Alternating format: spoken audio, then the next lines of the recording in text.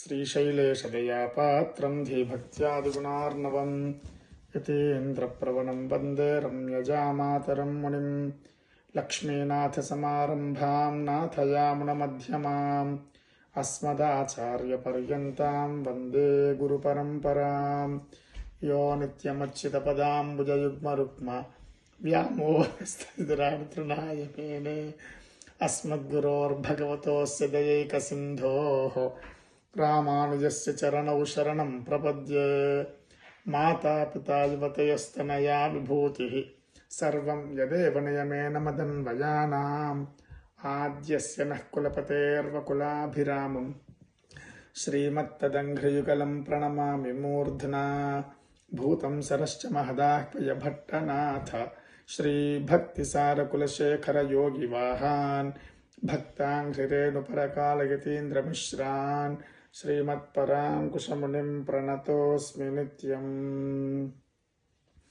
हरिर्हरति पापानि दुष्टचित्तैरपि स्मृतः अनिच्छयापि संस्पृष्टो दहत्येव हि पावकः स गङ्गा स गया सेतुः स काशी स च पुष्करम् जिह्वाग्रे वर्तते यस्य हरिरित्यक्षरद्वयं वाराणस्यां कुरुक्षेत्रे नैमिषारण्य एव च यत्कृतं तेन येनोक्तं हरिरित्यक्षरद्वयम् पृथिव्यां यानि तीर्थानि पुण्यान्यायतनानि च तानि सर्वाण्यशेषानि हरिरित्यक्षरद्वयम् गवाङ्कोटिसहस्राणि हेमकन्यासहस्रकम् दत्तं स्यात् तेन येनोक्तं हरिरित्यक्षरद्वयम् ऋग्वेदोऽथ यजुर्वेदः सामवेदोऽप्यथर्वणः अधीतस्तेन येनोक्तं हरिरित्यक्षरद्वयम्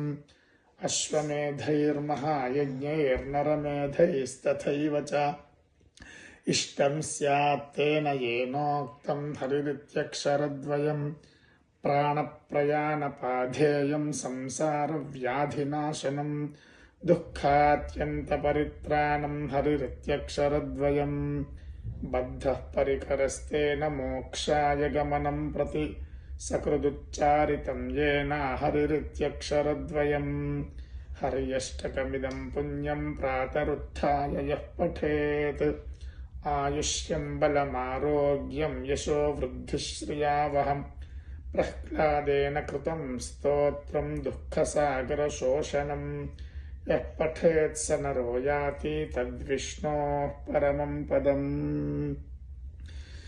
वसुदेवसुतं देवं कंसचाणूरमर्दनं देवकी परमानन्दं कृष्णं वन्दे जगद्गुरुम् अतसी पुष्पसङ्काशं हारनूपुरशोभितं रत्नकङ्कणकेयूरं कृष्णं वन्दे जगद्गुरुम् कुटिलालकसंयुक्तं पूर्णचन्द्रनिभाननं विलसत्कुण्डलधरं कृष्णं वन्दे जगद्गुरुम् मन्दारगन्धसंयुक्तं चारुहासं चतुर्भुजं बर्हिपिञ्छावचूडाङ्गं कृष्णं वन्दे जगद्गुरुम् उत्फुल्लपद्मपत्राक्षं नीलजीमूतसन्निभं यादवानां शिरोरत्नं कृष्णं वन्दे जगद्गुरुम् रुक्मिणीकेलिसंयुक्तं पीताम्बरसुशोभितम् अवाप्ततुलसीगन्धं कृष्णं वन्दे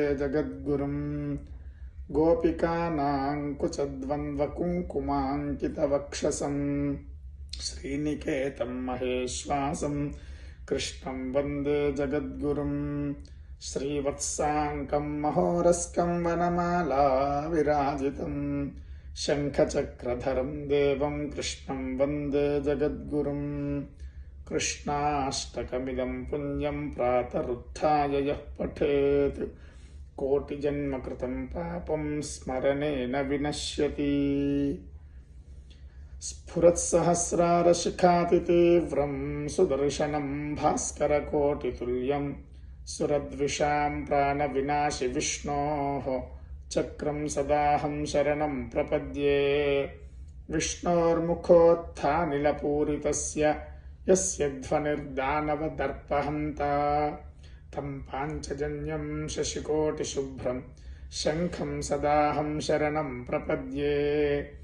हिरण्मयीं मेरुसमानसारां कौमोदकीं दैत्यकुलैकहन्त्रीं वैकुण्ठवामाग्रकराभिमृष्टां गदां सदाहं शरणं प्रपद्ये।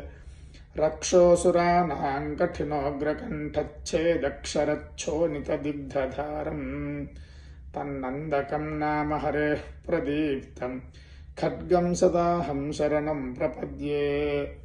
यज्ञानिनादश्रवणात् सुराणां चेतांसि निर्मुक्तभयानि सद्यः भवन्ति दैत्याशनिबाणवर्षि शार्ङ्गं सदाहं शरणं प्रपद्ये। इमं हरेः पञ्चमहायुधानां स्तवं पठेद्योऽनुदिनं प्रभाते समस्तदुःखानि भयानि सद्यः पापानि नश्यन्ति सुखानि सन्ति। वने रणे शत्रुजलाग्निमध्ये यदृच्छयापत्सु महाभयेषु इदं पठं स्तोत्रमनाकुलात्मा सुखी भवेत् तत्कृतसर्वरक्षः। सशङ्खचक्रं च गदाशुशार्ङ्गं पीताम्बरं कौस्तुभवत्सचिह्नं श्रिया समेतोज्ज्वलशोभिताङ्गं विष्णुं सदाहं शरणं प्रपद्ये। जले रक्षतु वाराहः स्थले रक्षतु वामनः अटव्यां नारसिंहश्च सर्वतः पातु केशवः। ग्राहग्रस्ते गजेन्द्रे रुदति सरभसं तार्क्ष्यमारुह्य धावन् व्याघूर्णन्माल्यभूषा